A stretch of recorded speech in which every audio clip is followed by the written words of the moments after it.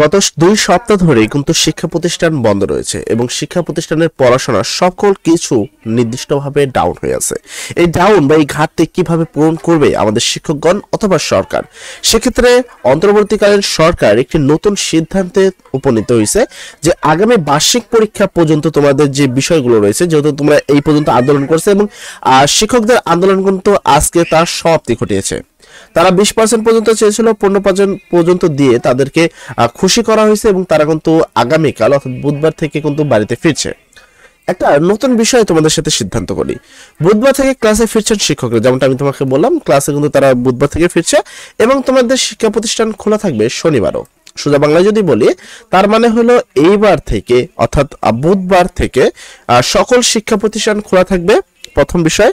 Second বিষয় হলো এরপরে আমাদের সাপ্তাহিক ছুটি যেটা শুক্র শনি 2 দিন ছিল, সেই ছুটিটাকে কমিয়ে শনিবারকে আর ছুটি দেওয়া হবে না, শুধু শুক্রবারের সাপ্তাহিক ছুটিটা দেওয়া থাকবে।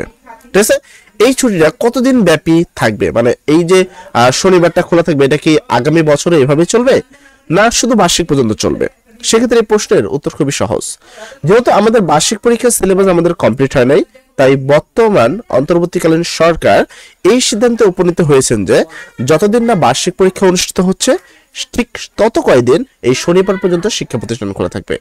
তুমি যদি দেখো এই পুরো বিষয়টা এখানে কিন্তু তারা ক্লিয়ারলি বলেছে বাড়ি ভাড়া সহ তোমার 15% দেশের সব বেসরকারি শিক্ষা প্রতিষ্ঠানে বিভক্ত শিক্ষকরা আগামীকাল বুধবার থেকে ক্লাস ফিরেছেন। তারা কর্মবিরতি সহ সকল ধরনের কর্মসূচি প্রত্যাহার করেছিলেন। একই সঙ্গে শিক্ষার্থীদের ক্ষতি পুষিয়ে নিতে এখন থেকে শনিবারও শিক্ষা প্রতিষ্ঠান খোলা রাখা হবে।